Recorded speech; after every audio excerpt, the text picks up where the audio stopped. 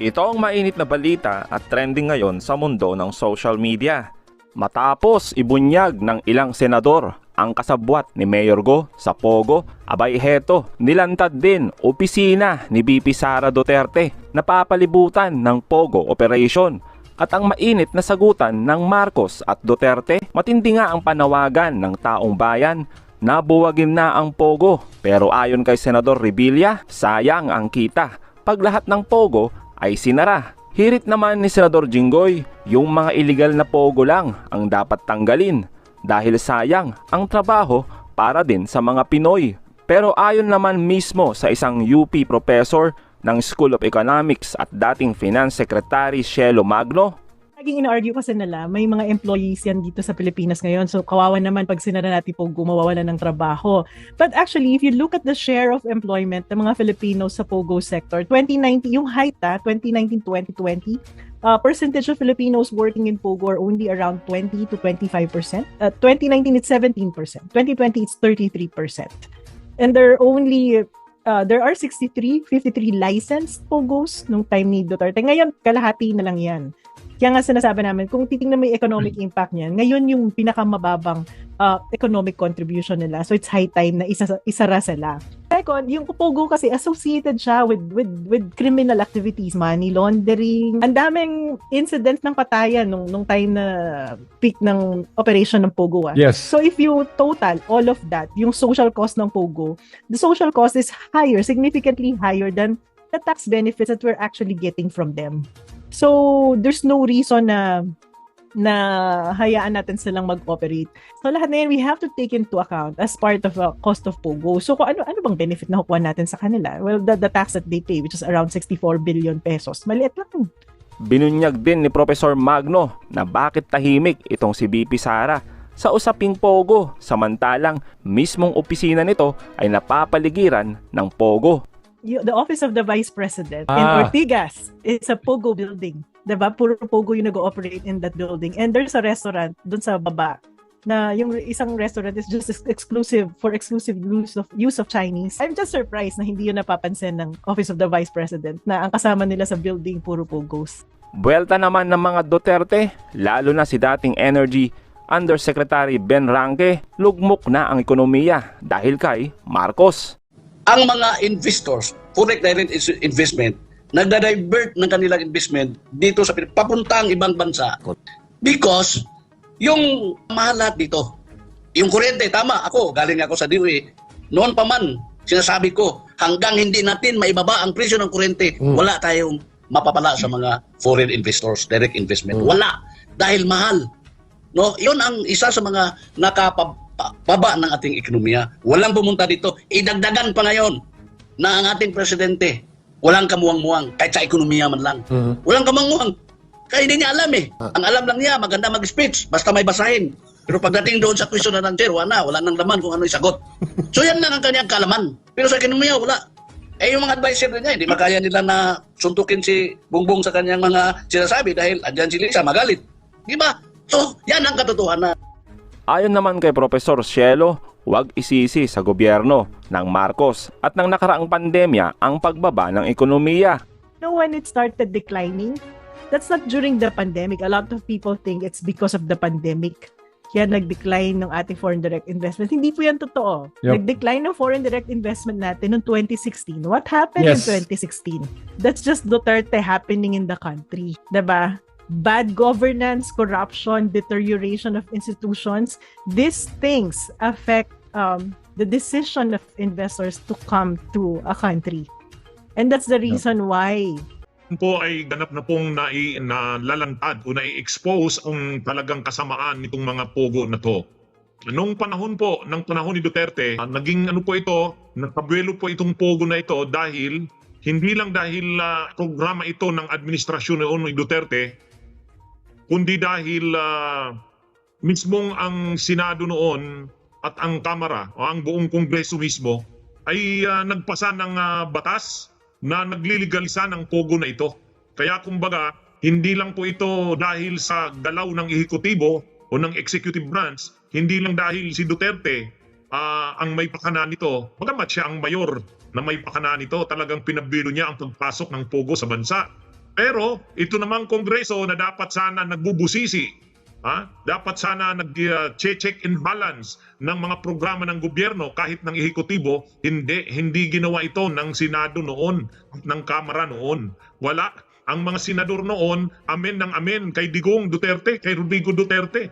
Kaya sa halip na busisiin yung negative na mga dala ng pogo na ito, kaagad-agad nag-amen, sumang-ayon, pumabor, bumoto para sa paglilegalize ng mga pogo sa Pilipinas ang mga kongresista at senador. Balikan natin ang mukha at pangalan ng mga senador. Yan yung mga senador na nag-approve noon ng pogo eh. Tatlo lang yung hindi nag-approve sa pogo noon. Yung opposition senators. Then Senate Minority Leader Franklin Drilon, Senator Risa Hontiveros, and Senator Kiko Pangilinan voted against it. Tatlo lang na mga senador ang kumontra dyan noon. Yung mga senador ng opposition. Pero yung mga senador na mga kakampi ng administrasyon, lahat sila. Kahit ito ngayon, di ba ang kasama ngayon ni Senadora Risa Hontiveros na kumukontra dito sa pogo, si Senador Win Gatchalian, ay noon, pabor na pabor siya noon. Umirma pa siya dyan. Umapprove siya dyan sa pogo na yan. Kaya dapat singilin natin.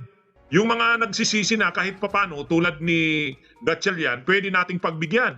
Pero hanggang ngayon, marami pa rin yung mga senador, lalo na mga magre-re-eleksyon. Ang tandaan natin, noong panahon na pinagdibatihan yan, pinagbutuan yan sa Senado, bumuto sila dyan, pabor dyan sa pogo na yan. Kaya magre-re-eleksyon sila ngayon, na 2025, huwag nating kalimutan ang mga senador na ito. Papanagin natin sila.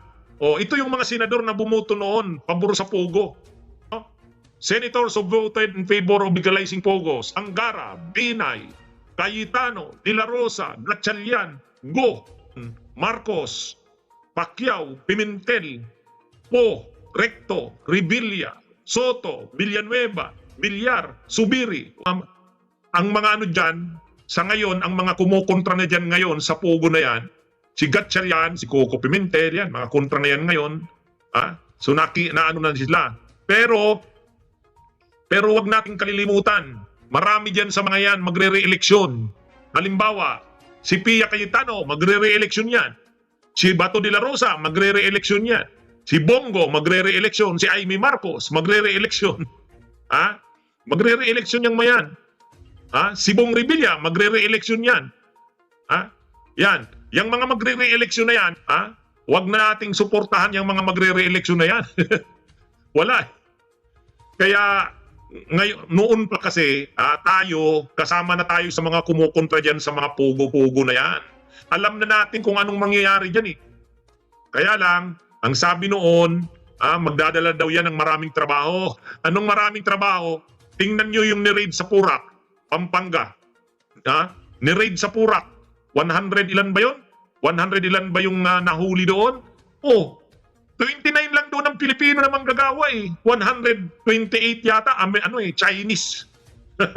Ibig sabihin, sino ang binibigyan ng trabaho sa mga yan? Di mga Chinese, saka mga Vietnamese, mga dayuhan. Ang Pilipino, kukunti lang naman ang trabaho dyan. At yung sinasabing magpapasok ng malaking pera sa bansa, nagpapalusot nga ng tax, hindi naman nagbabayad halos ng tax sa Pilipinas. Ito kasing mga senador na ito, kaya naman yan pumirma kaagad, pabor dyan sa mga pogo na yan, kasi nga si Duterte na mismo ang nagsabi na gusto niya, papasukin niya mga pogo na yan. Saan yan galing? Ang nagninegosyo dyan sa pogo na yan, mga sindikato galing sa China. Kaya ngayon, ano nang mga lumalabas ngayon? Una, pinatakas galing sa mainland China, dinala dito sa Pilipinas, pinalusot naman sa Bureau of Immigration. Yung in-expose noon ni Senadora Risa Hontiveros na pastillas scam, lumusot sa Bureau of Immigration, naglalagay lang, hindi na binubusisi ang mga visa, wala nang mga alien employment permit. Kaya yung ni-raid ng mga manggagawa doon, foreign nationals, karamihan Chinese, 128 halos ang Chinese doon sa Purak, Pampanga, walang mga passports, walang mga papilis. Ano ngayon? Ang tatlong malalaking kaso ngayon ng pogo, yung sa Bambantarlac, yung sa Kawit Cavite, yung sa Cavite, yung Island Cove ng mga Rimulya, tapos yung sa Purak, Pampanga na ni-raid. Dito sa tatlong ito yung tampok ngayong linggo na mga matitinding mga kaso ng pogo. Illegal pogo operations. kung ano-ano ng mga krimen ang sangkot, mga sindikato. So ngayon, malinaw na. Si Coco Pimentel, saka si Pacquiao, saka si Gordon, bago nagtapos yung term ni Duterte noong 2022, pumalas yan. Pumalas yan kasi nag-away sa PDP laban. Pumalas si Pacquiao saka si Coco Pimentel sa PDP laban. Pero bago sila kumalas sa PDP laban, lahat ng gusto ni Duterte sinunod nila. Nito ni Pacquiao at ni Coco Pimentel. Gayon din si Soto. Si Soto, bago yan tumakbong Vice President kay Lacson, Senate President yan, sumuporta yan sa mga gustong mangyari ni Duterte. Gayon din si Gordon. Nung una, si Gordon, Duterte rin, kung anong gusto ni Duterte. Ganon din si Recto. Ngayon na lang yan.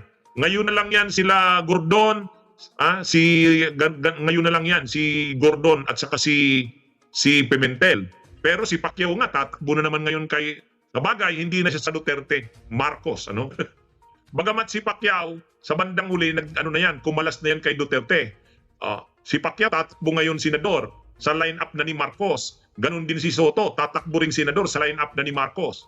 Ngayong re-election nila, ay ngayong pagtakbo uli. Kasi tatakbo uli si Pacquiao tatakbo uli si Soto. Pero sa line-up ni Marcos, kalaban nila ang Duterte. Pero sila Bongo, si Bato, wag na, saka si Bong Revilla. Yung panagutin natin yung mga senador na yan, problema kasi kapag nag-i-eleksyon, lumulusot pa rin sila Hindi natin naaalala yung mga ginawa nila. Huwag nating ibuto na yung mga yan. Ito na yung pagkakataon natin na kapag may eleksyon, dapat yung mga nagdala ng maling desisyon sa bayan, panagutin natin.